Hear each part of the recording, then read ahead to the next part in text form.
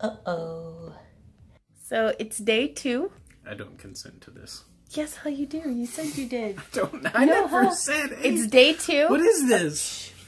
It's day 2 of me forcing Randy to also be on a diet with me. And you're still sick. Oh yeah. And I'm still sick. But I don't know about y'all. I've been eating salad for 2 days and I feel amazing. So it's the end of day 2.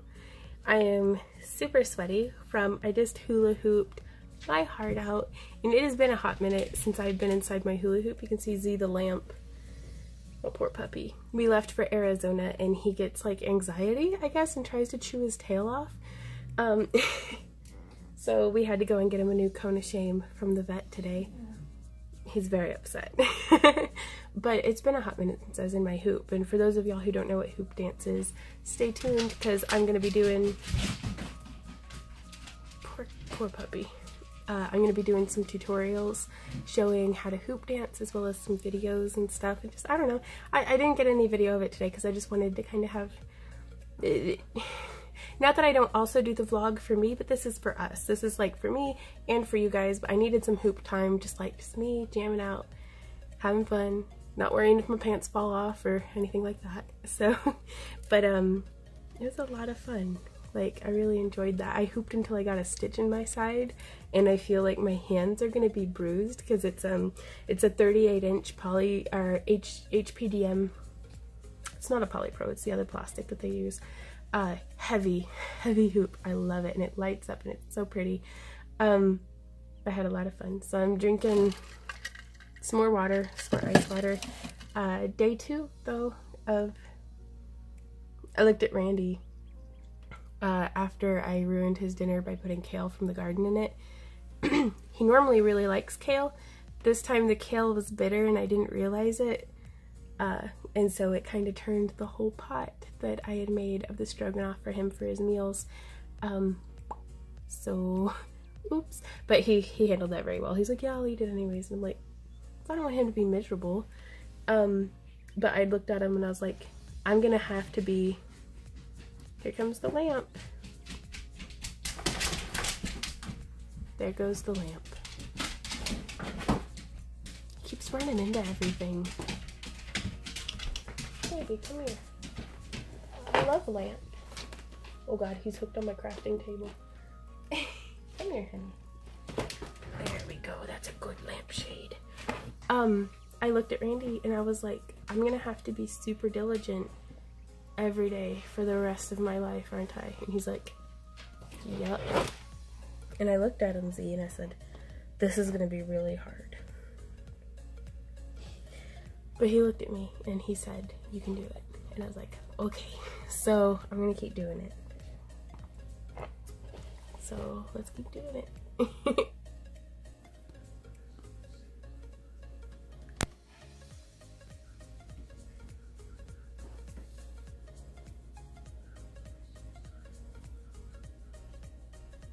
Hey everybody, I'm Vaughn with the Vonster vlog, and I am so excited. It has been a week since, at least at the time of recording, it might not necessarily line up, but anyways, I've been eating right and exercising for a week, and I have lost 5 pounds, which I had gone and I had weighed myself, and like you might have, I don't know where I'm gonna edit in the footage, but you'll see footage of my reaction of like weighing myself and wow, holy shit.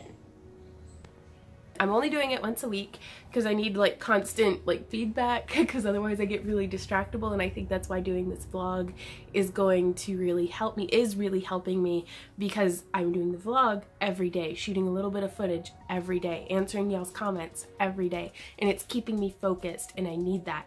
Any of y'all who know me know that I am a squirrel, like so bad, and I don't really know how to fix that. But I'd gone and I'd weighed myself, and then I came back into the room and I was like, Randy, guess how much I weigh? And he was like, how much? Because that's probably a safe answer. And I was like, I lost 5 pounds. I'm 226.0.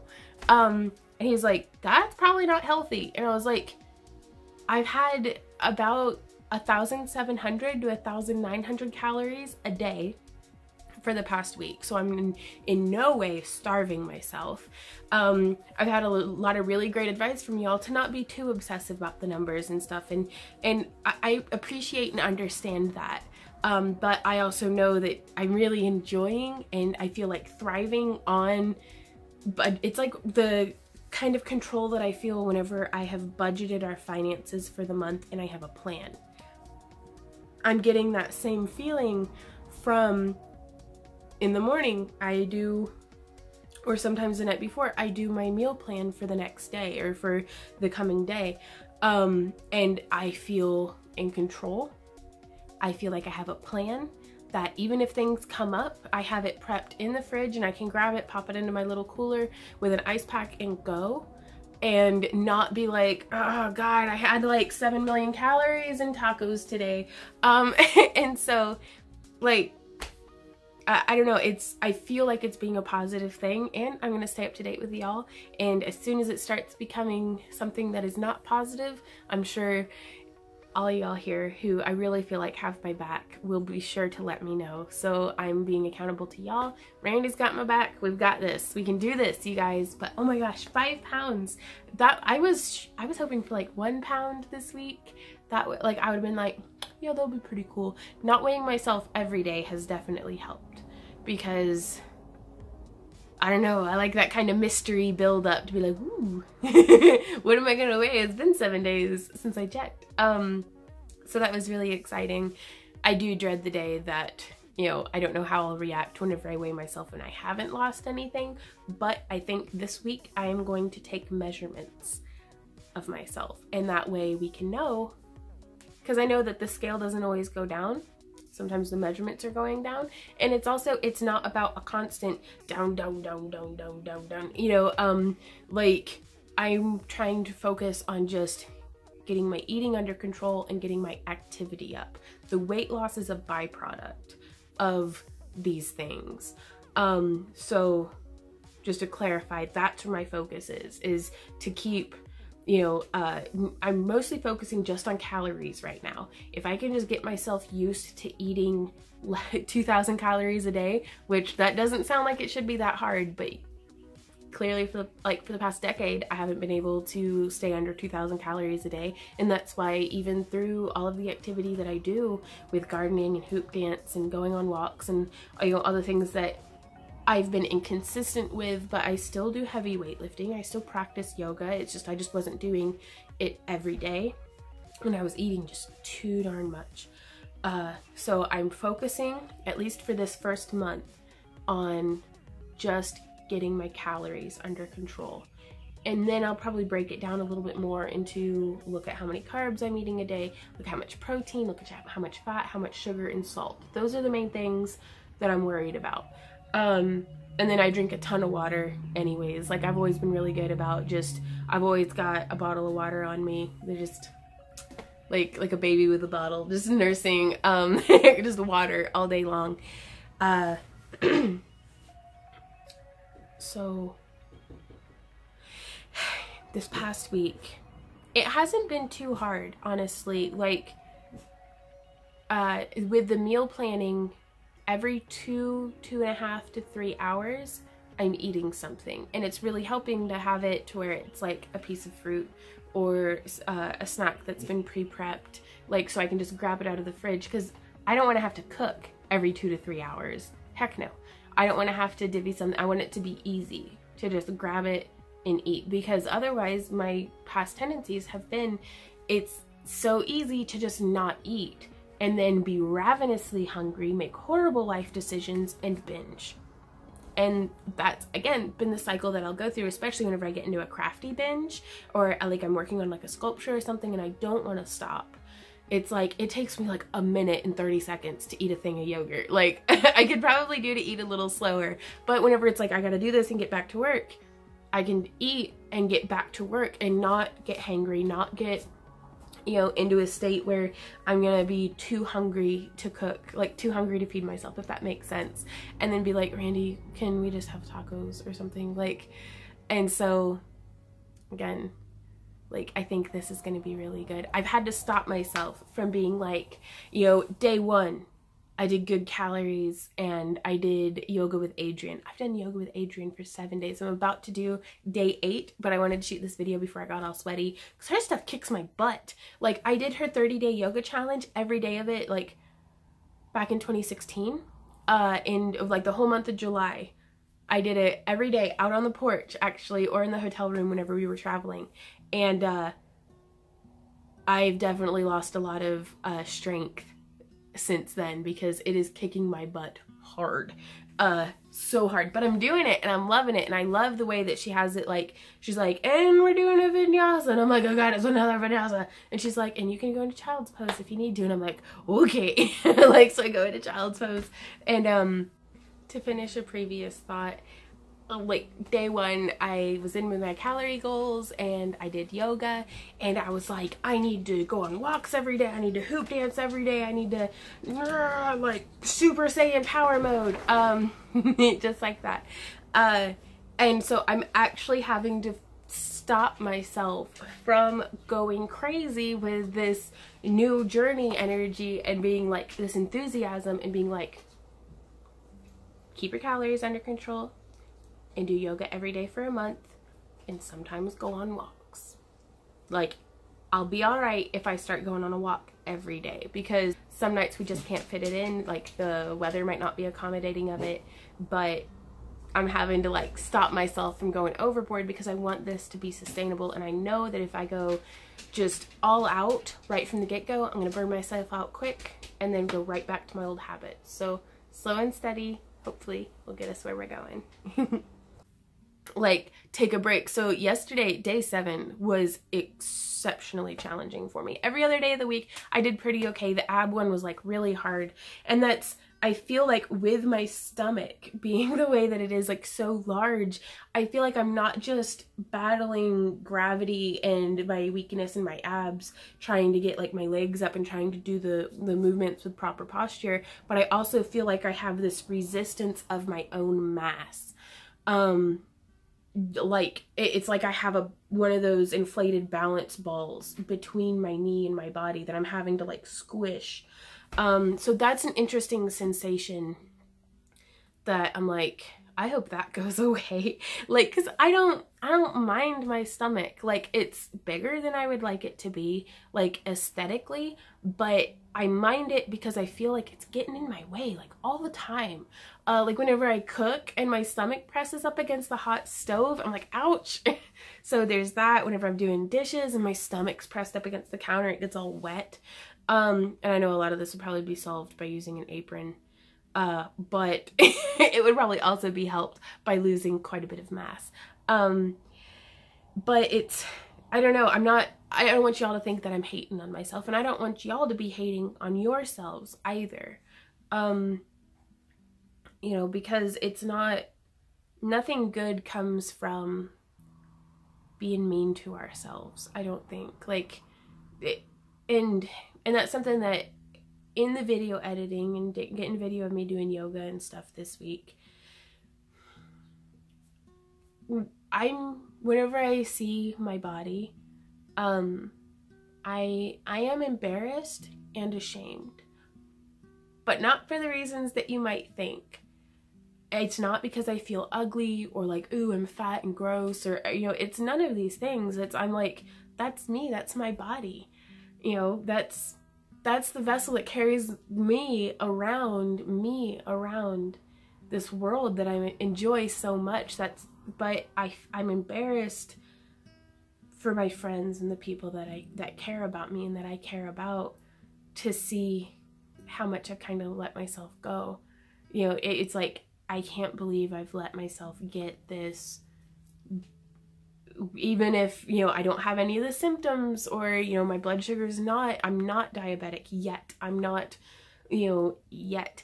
But to just have let myself get this bad off, this out of shape, this overweight, I'm embarrassed and ashamed because I feel like I've let my friends down. I feel like I'm shortchanging myself, and I feel like I'm shortchanging them. Because I remember when my dad passed away, I was 13. He was 48. It took 4 firefighters to carry him out of the house.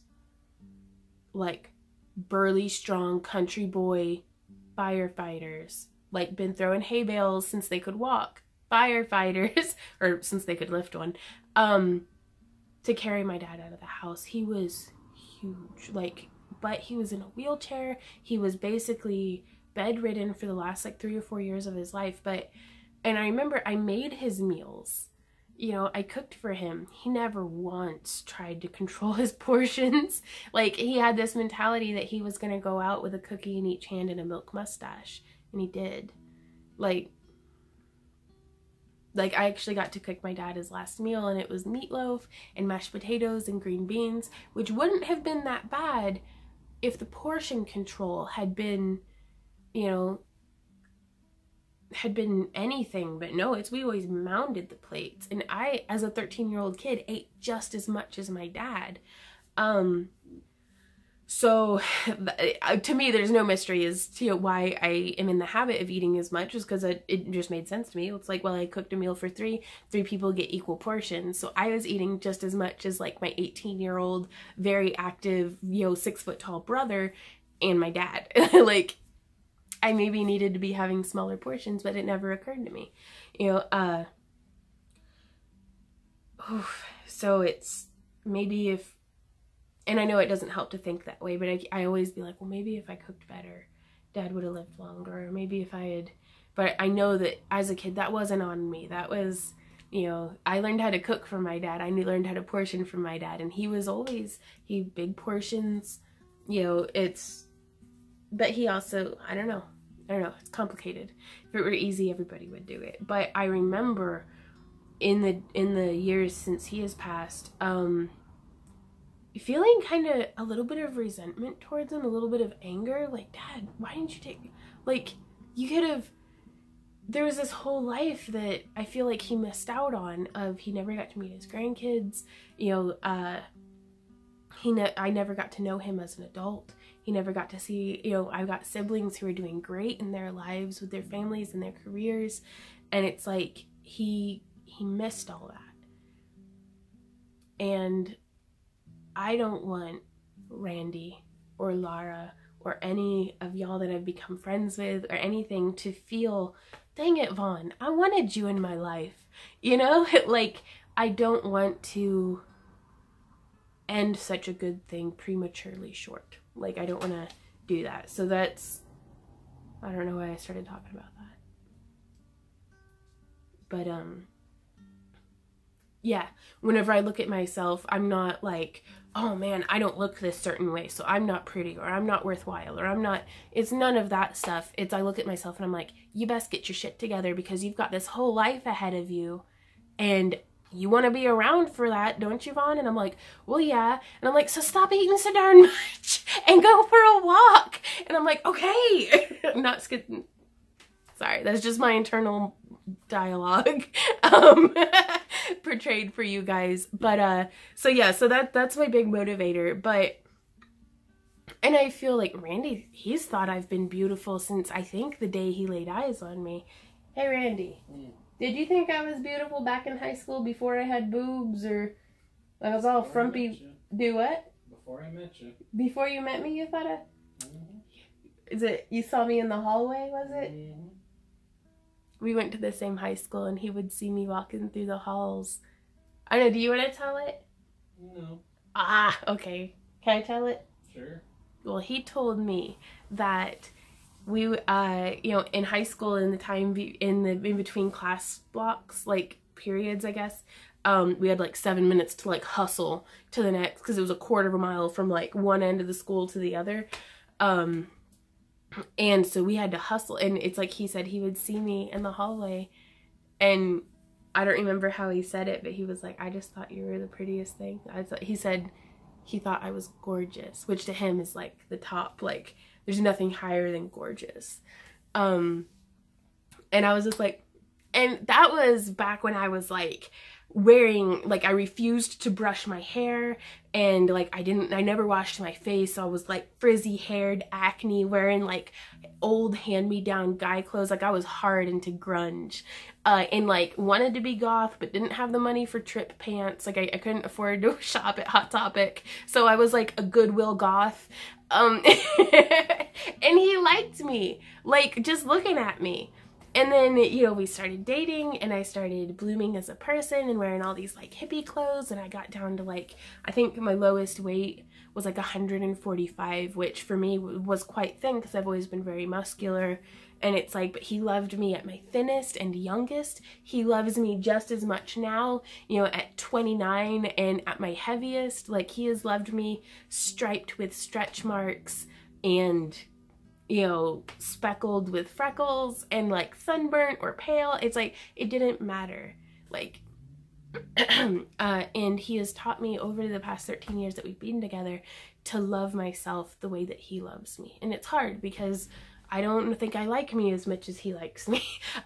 But he's helped me to see myself through someone else's eyes, and to appreciate that you don't have to look a certain way to be beautiful. It's like, you know, a person's not beautiful because they're young or thin, or because they're middle-aged and fit, or, you know, or a silver fox, or they're not beautiful because of what they are. They're beautiful because of who they are. And I don't care if you are in a picture the most statuesque, beautiful person that like indisputably doesn't matter what culture the person's from, like a timeless, classical, beautiful person. If you open your mouth and poison comes out, you're ugly. It's just how I feel about it. And so you can't hide what you are inside. And so that's, you know, I kind of wrote myself off. It's like, I felt like I wasn't, and I still feel like I'm not like conventionally beautiful. I'm not the kind of beauty that the world wants to see. I'll never be on magazine covers. I'll never be like, you know, like top model, or that's just not me. But I felt like I wanted to see beauty, and so I started crafting and creating and pursuing my art and creating the beauty, because I was like, if I can't be it, I want to at least see it. I want to surround myself in things that I think are beautiful, and then maybe I will become what I see. And I feel like whenever I'm feeling really good about myself, it's like, yeah, I kind of fit in here with my plants and my gnomes and my different things. And so I feel pretty good about who I am and how I look, is the moral of that story. Sorry, rambly squirrel. But so again, whenever any embarrassment and any shame and any, you know, not even necessarily, it's not a negative embarrassment or a negative shame. I'm a little shamefaced about, yeah, I'm really sorry I didn't take care of myself. Like, that's what I'm experiencing whenever I see my body. I don't see my tummy and be like, ew, that's a bad tummy. I'm like, look at that tummy. tummy. You know, and it's like, I don't see the meat hanging off of my arms and think, oh God, I'm fat. I look at it and I'm like, boom, guns. Like, you know, it's just, this is just me. This is my body. It's, you know, I don't go outside and look at our van and see the hail damage on it and be like, oh, that's a crappy van because it's got hail damage. It's like, no, that's our van. It's a good van.